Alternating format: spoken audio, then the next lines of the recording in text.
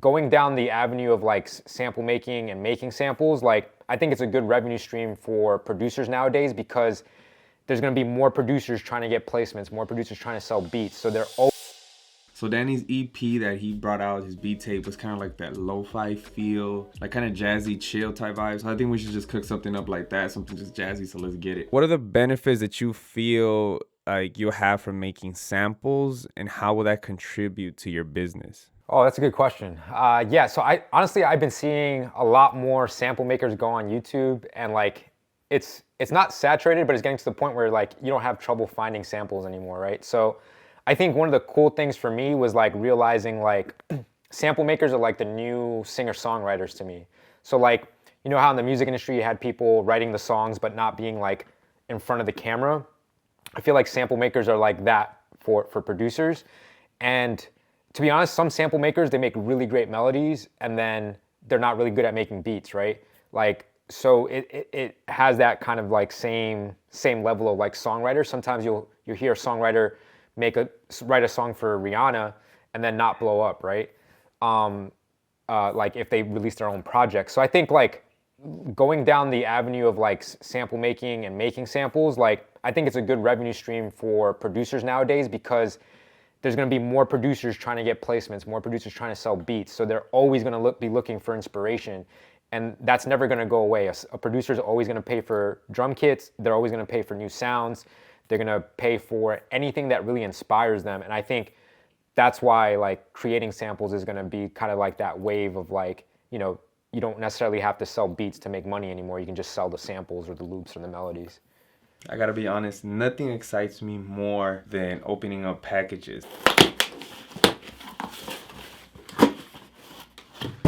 I did order some new batteries for my new camera, so I guess this is what it was.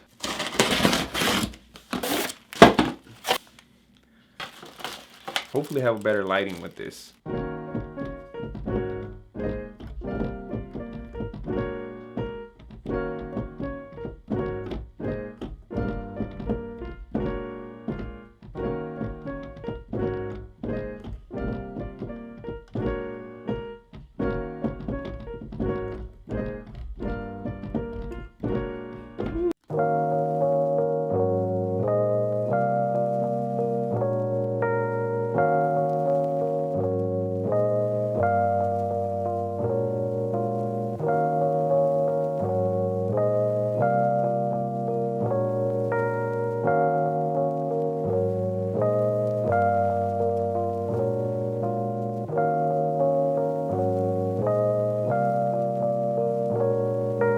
Wow, man, that's actually really like for some people that are not good with making beats. Like if you guys are not good with making beats, that's actually a big gem right there because you know some people are really good sample makers, and usually I've seen people get placements just because they send a loop or a sample instead of making the whole track. So that's honestly really dope. And I know this just happened recently, but I just want to mention it. Danny just dropped his EP like today. Yeah. It's like today. So shout out to Danny. It's freaking fire. If you guys haven't listened to it, go check that out. I'm gonna leave the link down in the description in case you guys want to go check that out. Please.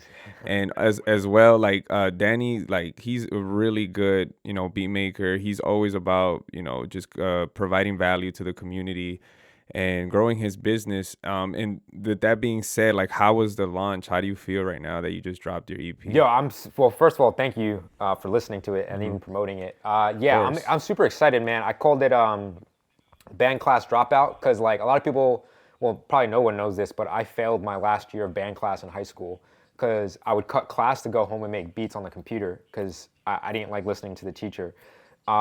So this kind of like brought me back to that point in my life because I started incorporating the saxophone. I'm learning guitar right now, so I played a little bit on that, and then piano, which I've been trying to learn my whole life. And I'm really excited because it was the first time that I really tried to say, I'm not making a beat for an artist. I'm not making samples for producers. I'm not doing anything. This is for me. And I really like dug deep inside myself to like think like if I can't rap or sing, how would people know who I am musically? And you can hear the drum bounces are like kind of like really really bouncy, like swaying, and like kind of has the New York swagger a little bit, you know, like I just feel like I really went inside myself and put this project out, and it sounds really good to hear people say that they like it and supporting it. And honestly, on Instagram, like a lot of producers are really messing with it, so it's really cool to know that I got the respect of the producer community too, you know. So that's awesome.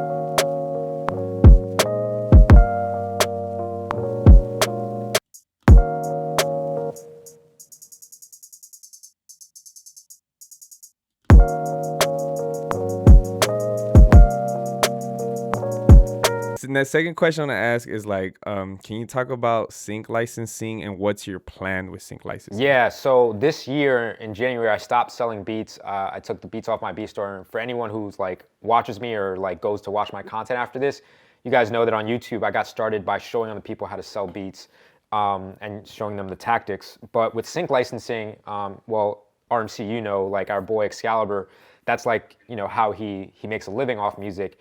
And the last couple of years, we've been hanging out with him.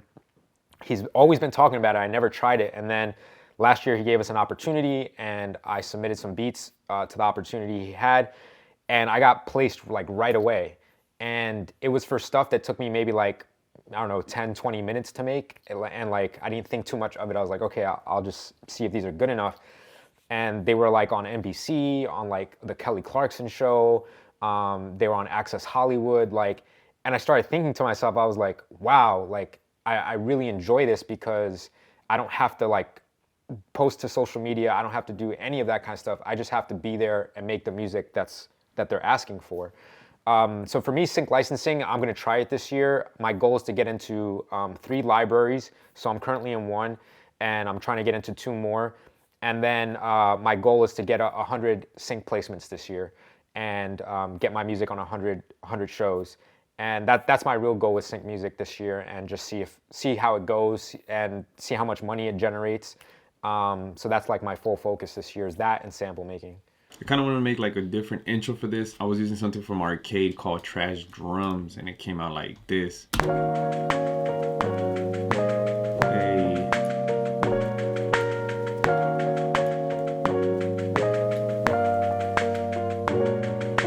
I found really cool stuff on Arcade, man. You don't underestimate Arcade. It's like super dope. You got some good loops.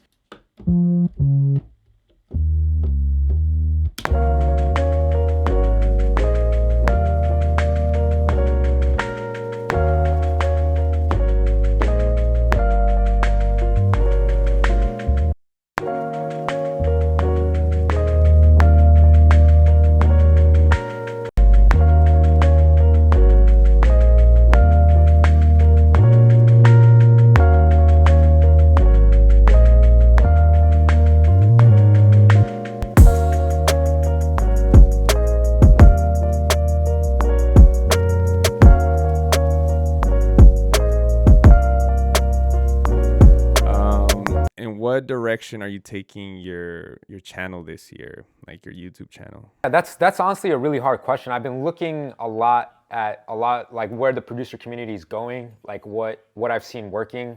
And there's 2 directions that I think I like for me personally, but I haven't picked one yet, to be honest. But one is I've been seeing a lot more like sample makers who just record themselves creating the sample. They don't talk to the camera. You just look at their process and watch them build a sample or a beat. And I really like that style because, you know, sometimes when you try to explain something on the camera, like the words come out wrong, or you get too nervous, or like you're not fully focused on what you're creating. But with them, they're all focused. They just turn on the camera and they're really focused on what they're making, and they'll edit it later. So I've seen that trend happening, and I've seen a lot of people like that. So I was thinking about trying some stuff like that. But then I also see like, what Ocean LLB are doing with like collaborating with an artist. I think that's cool. But I think the person that really, really inspires me right now is probably Ed Talenti, because he's doing more of Sir. like music history, and he's making beats in his videos, but like it's not the focus of the video. He's just helping like the new generation understand like where hip hop comes from, or where sampling comes from, like introducing them to new genres. So I think that's pretty cool because he's like really being like a historian, and like I haven't seen that happen on YouTube yet, but I think he's doing a really great job with it. And I think I want to go one of those two directions. I think either like just showing the process and not talking, or doing really well done videos on like the history of like a certain producer, like if you did the history of Timbaland or the history of Pharrell, or like really go in and like really do like documentaries around like these things, so that producers could get inspired by like different stories and stuff like that.